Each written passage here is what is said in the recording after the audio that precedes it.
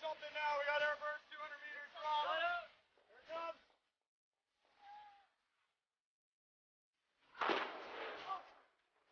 Yeah!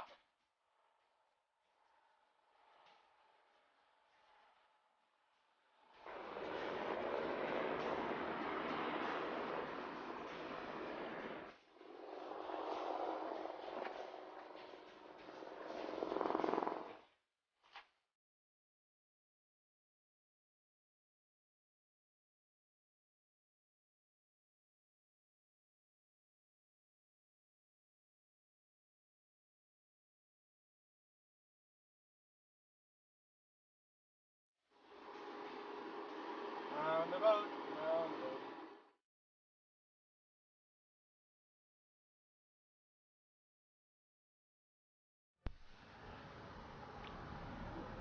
When the Canadian forces first deployed to Afghanistan following the attacks of September 11, 2001, the Afghan government consisted of the Taliban, a group with extreme views of the Islamic holy book, the Quran. The Taliban was in the midst of falling from power. The coalition forces, which included the Afghan Northern Alliance, mounted a precision bombing campaign coupled with a swift mobile ground offensive.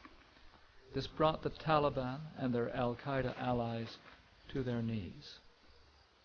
Once the majority of offensive combat operations in Afghanistan began to wind down, a battle group of Canadian soldiers, which until then had been based in Kandahar, was sent to the capital city, Kabul, under the command of NATO's International Security Assistance Force, the ISAF.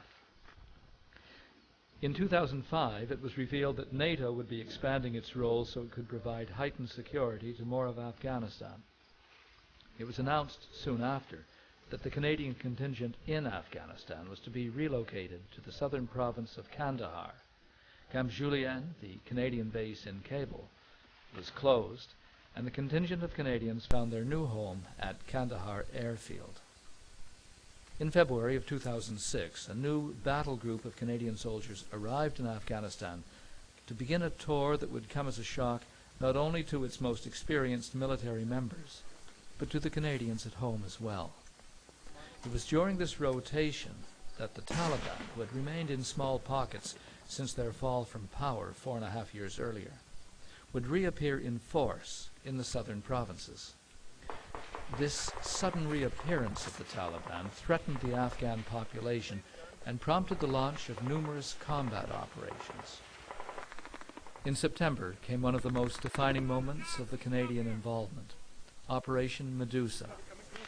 This Canadian-led offensive against the Taliban in their home district of Panjwai came as a devastating blow to both the Taliban and to the Canadians.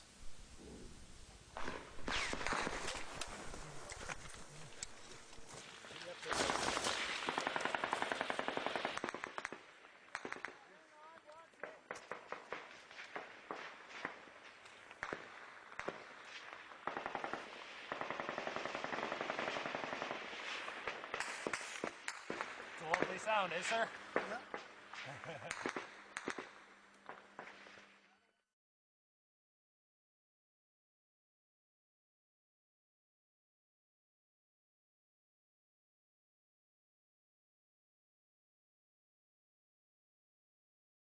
Yes, I do believe that a degree of both offensive and defensive action is required for reconstruction to be effective. In areas such as Afghanistan, there are those who firmly hold on to the belief that females are not to be educated and they're to be treated as second-class citizens at best.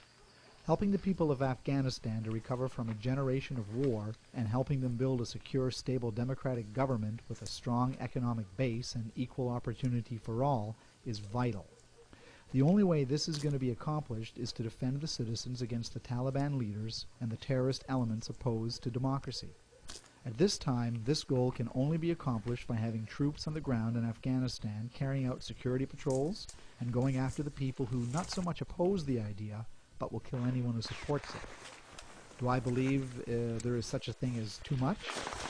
Yes and no. While you can never use too much force to defend yourself or the people whose lives you are there to aid and protect, The use of offensive action must always be kept to the point of achieving the goal without causing, or at very least minimizing, collateral damage.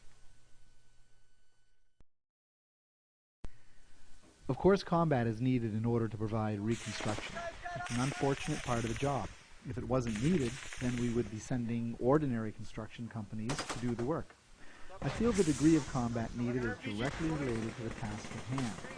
It is similar to the local police force. They patrol the streets with hopes their presence is felt.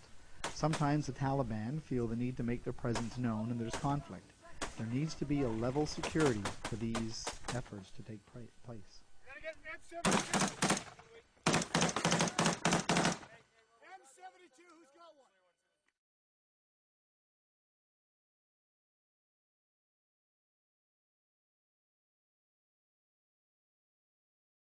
I think the main reason the average Canadian does not support the mission in Afghanistan is for some reason they believe it's a U.S. effort to control the Mideast. I've heard many comments about stealing Afghanistan's natural resources, which, by the way, they really have none to speak of, including oil.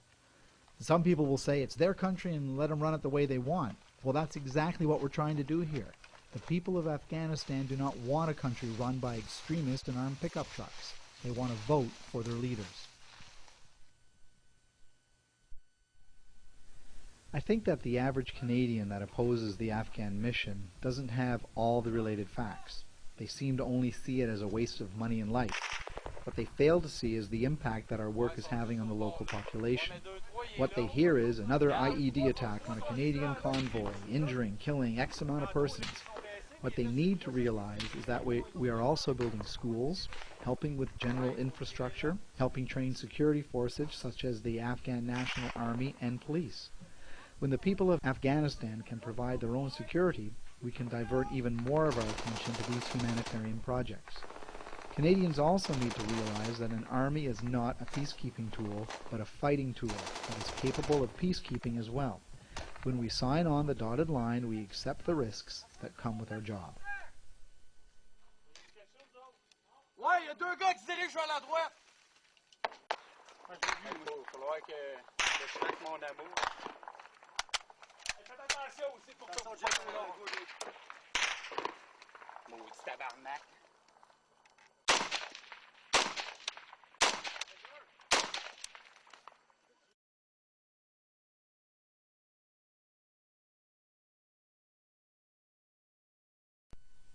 If I was going to try and sell the mission to someone, I would basically ask them what they would want the world to do if this happened to them.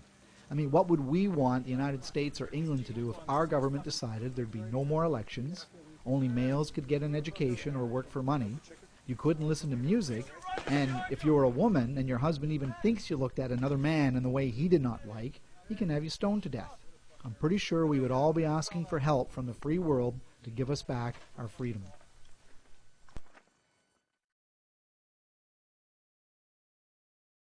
Give us the time to show you what the people of Afghanistan are capable of. The mission definitely has a positive impact on the local population that everyday Canadians do not see. All we ask is for the time and the tools to do our job properly. Yeah,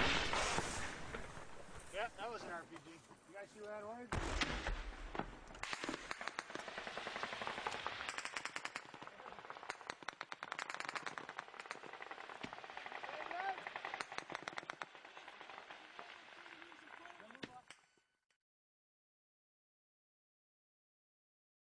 The sacrifices made by the members of our armed forces are great.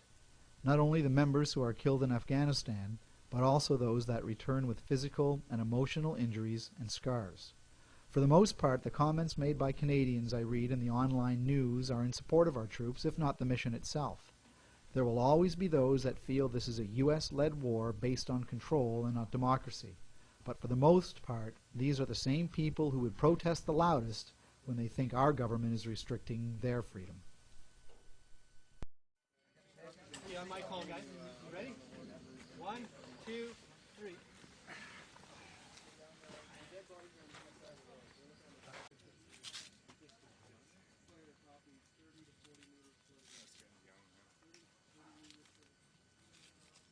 Some may call for an end to the deployment in Afghanistan. Some might rally to support the mission until Afghanistan's own security forces can stand on their own. But one thing that cannot be debated is the enormous sacrifice that has been made, continues to be made, and is felt on a daily basis by members of Canada's military and their families.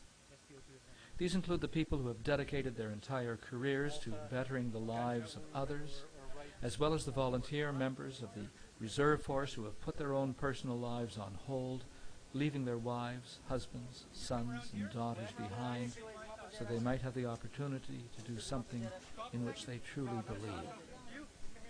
Regardless of where your thoughts lie from a political perspective, and regardless of whether or not you believe that Canadians should be in Afghanistan, nobody can deny that the members of our Canadian forces deserve our complete and utmost respect. Hey.